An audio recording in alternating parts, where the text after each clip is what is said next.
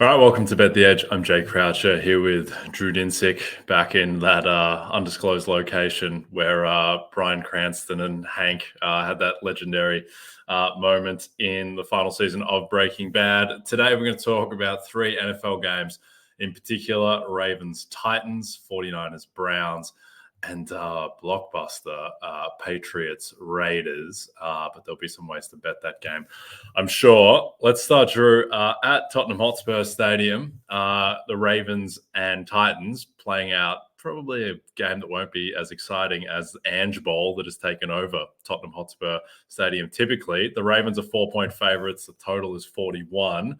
What's your breakdown on this one? It's an interesting handicap. We've seen some market movement where initially there was I don't know if it was like a rush or if it was a false move, but when this opened, there was a one-way action Titans. This went down to a 3. It was juicy 3 for the Ravens. And then kind of as news matriculated around the space that the Baltimore Ravens were going to take this trip to London seriously and go early and really get themselves adjusted to the body clock times. Guess what, Jay? The money came in on Ravens and the money came in on the over. And I think those are both the right sides in this one. Although I was not involved with either, I agree with the movement. And, you can kind of parse last week's Ravens decision and kind of choose your own adventure way. It seems unsustainable that you're going to have a team that drops 7 passes in a given game. That's just an absurd number. It also seems unsustainable that the Ravens offense won't continue to sort of figure things out under Todd Monken as they get more games under them. A lot of takeaways from that game against the Steelers, besides just the fact that the Ravens and the Steelers tend to play each other close, the Ravens offense looked aggressive. They were taking shots down the field. They were doing things that Greg Roman's offense did not used to do. And I think you can come away from that game with, in a loss with the Ravens are, we're the better team and maybe can really make the Titans pay. The Titans did not show well defensively despite holding the Colts to 23 points. That was an over game all the way. The Colts generated an enormous amount of offense in that one, largely on the legs of Zach Moss. And Justice Hill looked like he had some pop against the Steelers. After he fumbled, he wasn't really a big part of the game plan. But I liked what I saw from him in the early going there. So a little bit more running here from Lamar Jackson, a little bit more Justice Hill and some of those deep shots. And I think the Ravens are going to be cooking with gas. The big question then becomes, can the Titans answer? Because basically this has been bet up to 41. It has been kind of a sad theme this year that the Tennessee Titans games should be going over and they're not. They're going to need to answer a bit here if this is going to get to its total. I'm excited to see this game because I don't have a strong read on really how to carry either of these teams forward. But I think a lot of our concepts and a lot of our just general expectations for both squads haven't really come to fruition so far this season because of injuries, because of new systems. And then I think we will ultimately get a lot more out of these guys as we get into the later part of the season. So my general read is this is going to continue to move in the direction of the Ravens and the direction of the over, outside of, some surprising positive injury news for the Titans, which, is not expected to come. Yeah, the Ravens, it's difficult to process how you should adjust out of that Steelers game because in a way they looked terrible and made some horrible mistakes down the stretch. And if Lamar just throws an incomplete pass to Odell Beckham instead of a pick to Joey Porter, then the game is most likely over. But he throws the pick and then they lose from there. At the same time, by Kevin Cole's adjusted score, the Ravens should have won that game by 2 points instead of losing by 7. And when you consider how bad the Steelers looked overall, only being expected to win by 2 points is almost a bad sign. I mean, it falls a little bit short of expectation given the line was 4.5. And I think the Ravens, they have an elite defense. They quietly have the number 2 defense by EPA per play now. It's been very, very solid.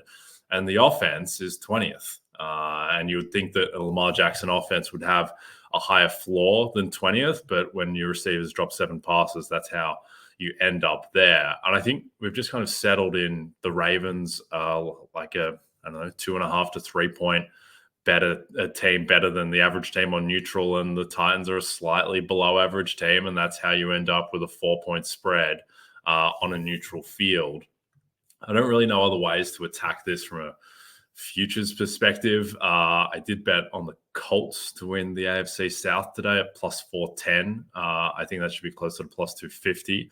So I will be cheering the Ravens a little bit, though I'm kind of against the Ravens in the AFC North. But I mean, these are two teams that are just kind of uninspiring at the moment, which is unusual for Lamar Jackson and Derrick Henry to an extent. But are there any other ways to attack these teams in any markets at the moment, do you think? I don't think so. I don't think either of these teams is realistically getting to a high enough win threshold to warrant award consideration.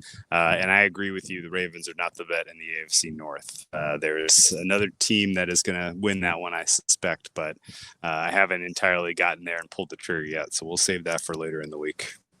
Yeah. Well, if Deshaun Watson plays this weekend, I think the Browns get very interesting. If he doesn't, then the Bengals get pretty interesting. And I can't have any interest level in the Pittsburgh Steelers.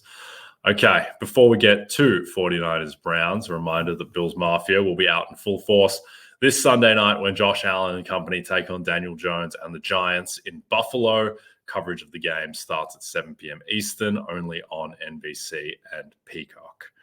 All right, the 49ers are 6-point favorites at the Cleveland Browns. The total is 37.5. It seems to be trending in the wrong direction for Deshaun Watson, even coming off the bye, which is a big concern, not just for this week, but going forward as well, if he hasn't been able to get right after the bye, after he was allegedly a game-time decision the week before that when they lost to Baltimore.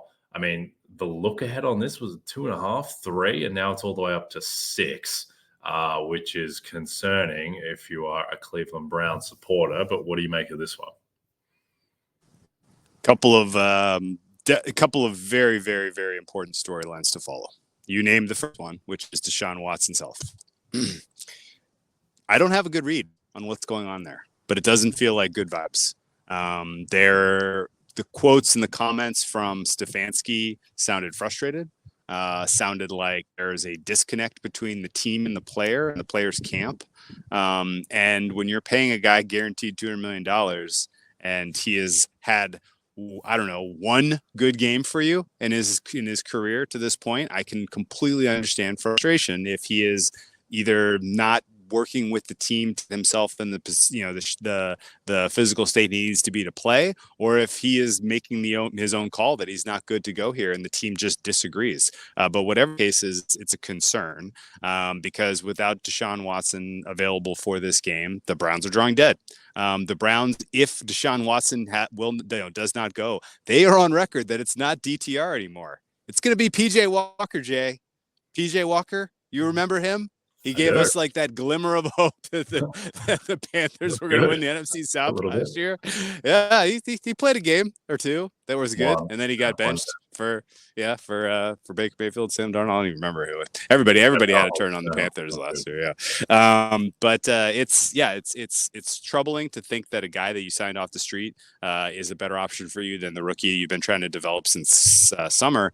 But that's where the Browns are, and yeah, the slight nudge. The continued nudge, I guess, in the direction of San Francisco, I think reflects a waning confidence that Deshaun Watson is going to go. When this line first opened and it was in the 3.5 range and there was a little bit of momentum on San Francisco, my assumption was, oh, that's just people who are excited to bet the Niners because they looked amazing in prime time. Well, now I kind of think, no, there were some people that surely were kind of putting Deshaun Watson in the 80% likely to go camp. And now those people have kind of moved it into the 70%, maybe even 60% camp. Reports are that Watson did do some throwing yesterday. His injury is a shoulder rotator cuff contusion on his throwing shoulder. That sounds maybe worse than it is, but for what it's worth, it doesn't seem like Watson really wants to give this a go. The bigger question is, if he does give this a go, what's he going to look like? That's a huge unknown still as well. He gave us one good game against the Tennessee Titans, and then he promptly decided, I'm going to go ahead and take a break for a little while here. And I think the reality is the Browns have some need for him to step into the leadership role in the absence of Nick Chubb. But he doesn't really fit Stefanski's scheme, and he doesn't really play well in bad weather. And we're looking at potentially ishy conditions in Cleveland. Winds could be up. It could be wet. It could look a lot like it did week 1 when he was not especially effective against the Cincinnati Bengals.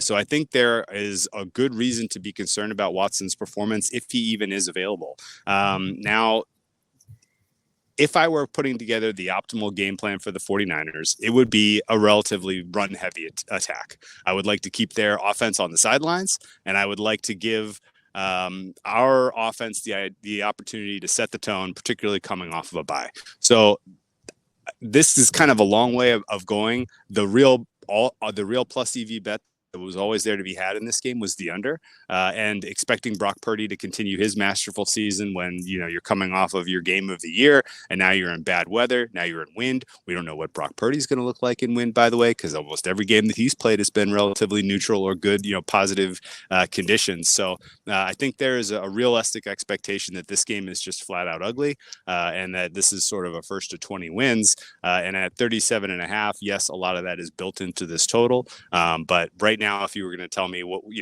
do something, make a play on this game, I'm fine playing under 37.5. Yeah, I think this would have been a really interesting game if Deshaun Watson was full go, because the sneaky thing with the Niners, which no one ever talks about, is that outside of Trent Williams, they don't have a good offensive line. Like, this is not a strong unit outside of Trent Williams, who bumps it up. And going up against Myles Garrett, who is now allowed to roam around the defensive line formation and doesn't just have to go against the tackle every time. He can do crossovers and go against the guard.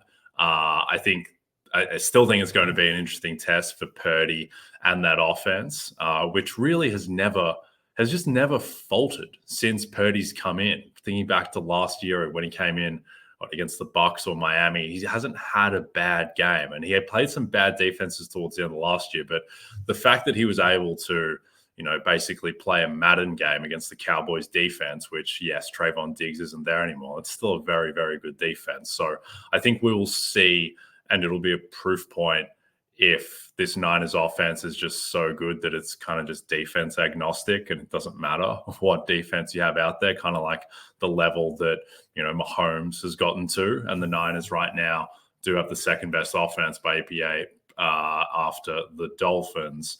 So I think that is very interesting on that side of the ball. On the other side of the ball, I mean, if it's not Deshaun, then they're just drawing dead against this Niners defense. And just quietly, the Niners have caught potentially 2 big breaks where they play Cleveland this week. They play the Vikings next week on Monday Night Football. Justin Jefferson is 100% out for that game. Deshaun Watson looks like he might be out for this game. So we've been beating the drum on this for 2 months now. But this is probably your last chance to get Kyle Shanahan at plus 700 to win Coach of the Year. I make him better than a 3-1 shot to get 15 plus wins. If he does that, I think he is just going to win this award, barring some outlier. And so plus 700 on him, I think, is the best way to bet the Niners, along with Purdy MVP plus 700 too. But I think Shanahan is probably the more likely bet, and it's the more likely winner, and it's the same price. Any other ways to attack this game or these teams, Drew? Nope, we are in lockstep on Coach of the Year Shanny as the way to go. And I would actually just I'm glad you brought up the offensive line and Myles Garrett point of view real quick, because Garrett could have a disruptive game here. The interior offensive line for the Niners has been fine. They sustained an injury against the Cowboys that was pretty quiet. I don't know if ultimately the guard who went down in that game, he had been grading well for me. And I think he's probably going to go. But if he ultimately misses and they're now down to, second string interior defensive line, I would expect Schwartz is the kind of guy that's going to have at least half of his Garrett snaps on the inside. And trying to come right down the pipe at Purdy. And Garrett is strong enough to win, and he is fast enough to get there before Purdy can get the ball out of his hands. And I think that there is a decent chance that could be a major storyline coming out of this game, which brings me a long way to say, it's your last chance to get Myles Garrett in the DPOY market, because it sure does feel like if things go sideways for Dallas, that Parsons' price is going to start to crater a bit here. And ultimately, I don't really want to be on TJ Watt because I feel like TJ Watt and the Steelers, at some point, the ship's going to start leaking. But Myles Garrett is a good enough player, and he's already gotten enough counting snaps. And again, like what he's doing is pretty unique, being able to attack on the inside and come from the edge, that I think people are going to want to reward him, want to give him his DPOY. Like they've been flirting with it now for a couple years. If the Browns do ultimately win the AFC North, either by attrition or by playing well, I think that gives him a little bit more push. Yeah, I agree. And the little thing with Garrett as well, yes, he's got 5.5 sacks to Watt's 8.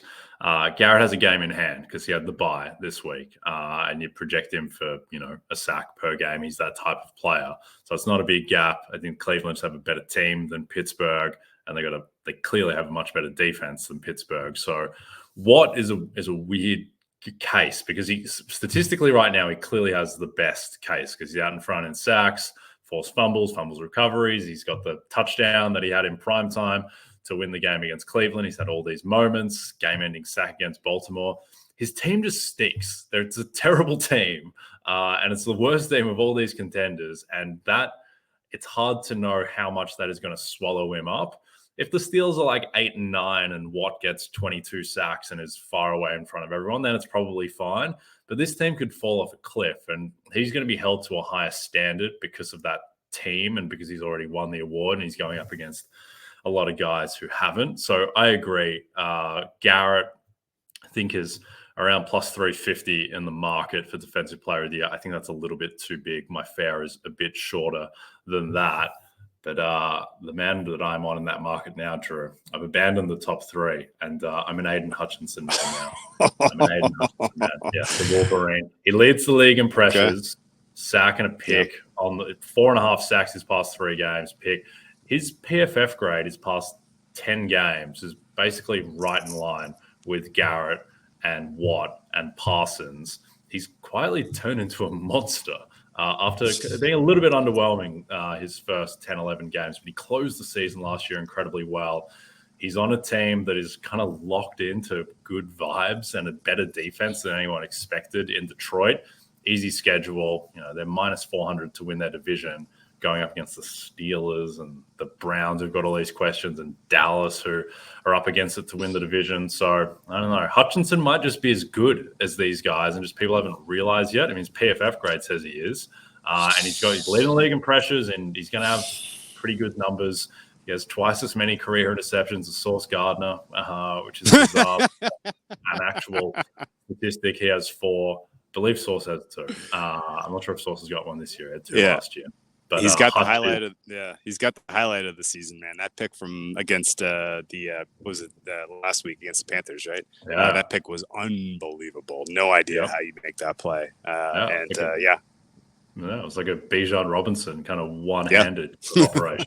So I enjoyed that. Hutchinson 15 to 1. That's the tip for me.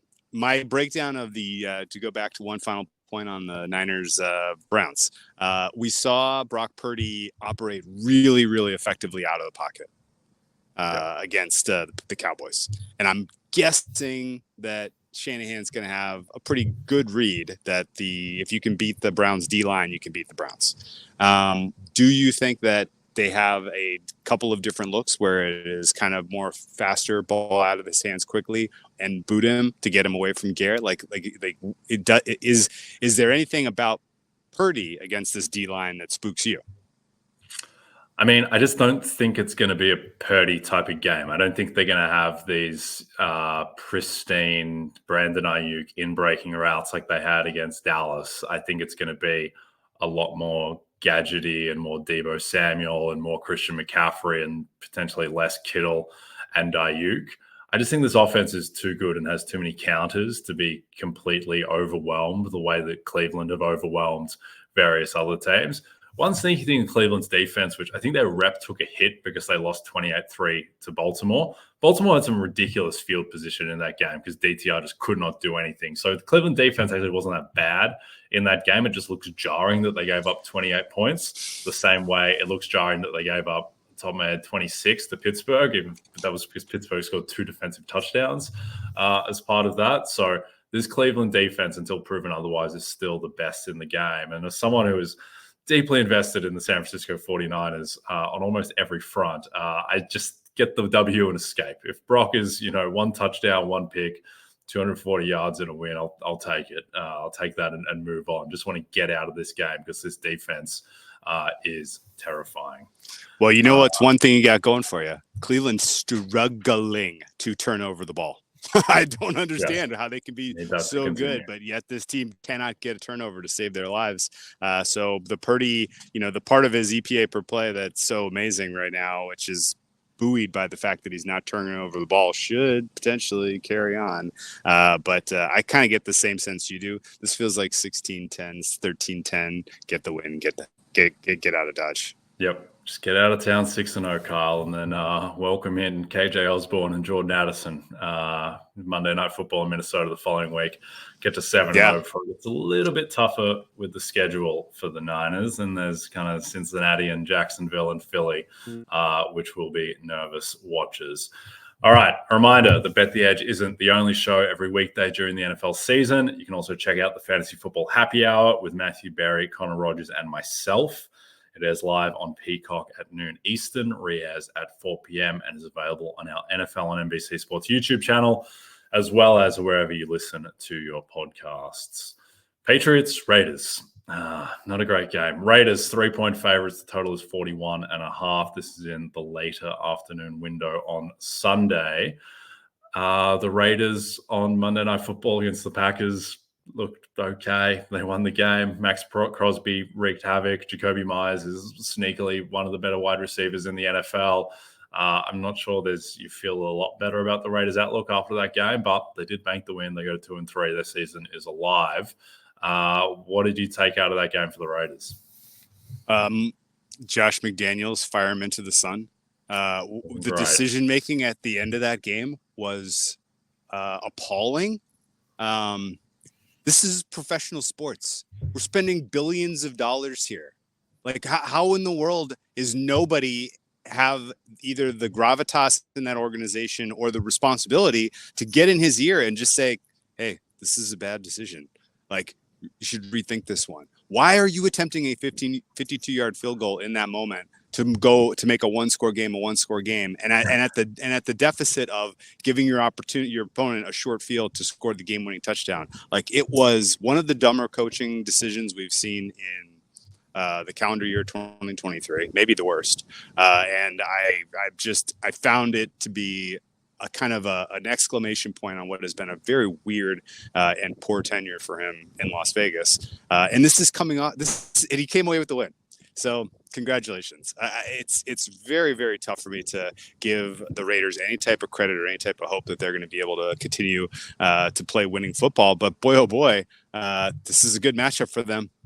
Max Crosby is a game wrecker. He's one of the better defensive players in the NFL, but because he's on a bad defense, or at least perceived bad defense, he's not really getting the credit he deserves. And he could absolutely be a game decider in this particular contest, because the Patriots offensive line right now is performing bottom 3 with a bullet. And I think the Raiders, just in general, being able to put Patriots one arm behind their back, make them be a one-dimensional offense with their running game that is getting nothing going on the ground. I think that sets up well for the Raiders to keep the Patriots well within 20 points here. And then at that point, you just need Jimmy G not to turn the ball over. A lot of interesting narratives around this particular matchup between the two teams, players, coaches, etc. Jimmy G and Jacoby Myers have some chemistry. They're playing, they absolutely are vibing right now. Davante Adams does not look anywhere close to 100%. And if that game on Monday was not against the Packers, there is no chance he goes out there. It didn't matter, though, because Joe Barry still put Preston Smith on him on a super important play, and Davante Adams cooked him. And thankfully for Davante Adams, he got the ball nice and low. He didn't have to put his arm above his head because he couldn't lift it above his head. So, like, everything about the Monday Night Football game between the Packers and the Raiders, I found disturbing and annoying, and I think that you can't upgrade the Raiders from that at all. And I think the the Patriots are, they're on death's door here. Their offense, coming off of the, two absolutely lopsided decisions, two of the worst games of Belichick's entire career, a no confidence vote from anyone in that organization for Mac Jones right now. No real bottom in sight, because it's not like they're getting back an important skill position player or a key offensive lineman. Like, it turns out all these guys aren't very good. And so there's no one to elevate Mac Jones. Mac Jones has to do it for everybody else, and he's playing with no confidence. So, really, really, really tough to put a finger on, how this thing turns around, if it turns around. But this is kind of last station here for the offense overall, because they're going into a much tougher stretch of their schedule, and this is the worst pass defense that they're going to face basically for the rest of the year. So if Mac Jones and company can't generate anything positive offensively in this game, then you can basically stick a fork in them. My guess is that this total ticks below 40. People are starting to get the sense now that the Raiders are an under team, and just in general, McDaniels is going to coach points off the field, apparently. So you got that going for you if you play an under. My fair total is 41. So hair to the under here. And if I had to take a side, I guess I'm just taking the Raiders and hoping that Josh McDaniels doesn't do me in. Yeah, I think with the Patriots, there was not a lot of talent on this roster to begin with, and then they lose Matthew Judon, their best edge rusher. They lose Christian Gonzalez, who was playing like a top 10 corner in the NFL, and they just get nothing out of Juju Smith-Schuster, who came in ostensibly to be their number one wide receiver, and he's just unplayable at the moment. He just looks like he's just physically shot. It seems like it's just over there, which is bizarre given that he was the guy that Patrick Mahomes was targeting down the stretch of the Super Bowl to win the Super Bowl in February of this year, but seems like he might just be cooked at this point. On the coaching element and Josh McDaniels, I think there is a tendency for some to give NFL coaches the benefit of the doubt because there's so much money and time invested into this sport that maybe they know something that we don't. And I thought that up until 2018, when Anthony Lynn for the Chargers, he won Coach of the Year this year. He went into Baltimore against rookie Lamar Jackson in a playoff game and had this genius strategy to just play like 6 and 7 defensive backs and just contain Lamar as a rusher and just show him a lot of bodies. And Lamar just lost his mind and could not deal with it, couldn't hold on to the football. And the strategy just worked to perfection. And then the following week, Anthony Lynn goes to Foxborough to face the Patriots, who are this big physical running team by this point. And he's like, let's just do the exact same thing again. Let's just keep playing 6, 7 defensive backs while Sony Michel runs it up the middle time and time again. And then the explanation there was, we don't adjust to our opponent. Our opponent adjusts to us. Are you kidding me? That's some of the most bizarre things I've ever heard. And this happened. This transpired in 2018. And then after that, after seeing what Josh McDaniels is doing on a weekly basis at this point, like you can be right to question some decisions made at the NFL coaching level. Probably give guys like Kyle Shanahan the benefit of the doubt, but I'm not sure Josh McDaniels the benefit of the doubt at this point. He's just making objectively wrong decisions, and I guess it's just because there's that organization isn't structured in a way where he can receive feedback that impacts the game positively in terms of decisions around game situations, Drew. Yeah, I agree with all that. Off the top of my head, Anthony Lynn lost that game 41-10 or something along those lines. It was not competitive. It was not competitive. Not to be glib, but I think there's a little bit too much nepotism and a little bit too much head injuries involved in professional football coaching. So that's the only explanation I can come up with, at least. Yeah, it is still, even given that, it is baffling that there isn't a higher power that can come in and just be like, you're costing us 5% of win probability, and this is bad for you and for everyone on the team. Yeah. You want a funny conspiracy theory real quick on now that, as we kind of put a bow on Belichick? Yeah. Was Ernie Adams that guy for him? What's that? Ernie Adams. He was that guy for Belichick, and right. ever since Ernie, ever since people kind of ascribe the degradation of the Belichick regime to the absence of Tom Brady, but there was another important character who also decided to leave the organization. He, albeit retired, but certainly, I think that that combination of Adams and Belichick was formidable. And he probably misses him. Yep. Well, it's all broken at the moment. And now they're in a place where they are 3-point dogs to the Las Vegas Raiders, who are not very good. All right, we are done. Don't forget to check out NBCSports.com for more information to help you with your wagers. Thanks for those of you watching on the NBC Sports YouTube channel. If you're listening to us in podcast form, don't forget to rate and subscribe. And also a reminder to find all your favorite NBC Sports shows on Amazon Music. Just head to amazon.com/NBC Sports. From Jay Croucher and Drew Dinsick, we'll see you soon.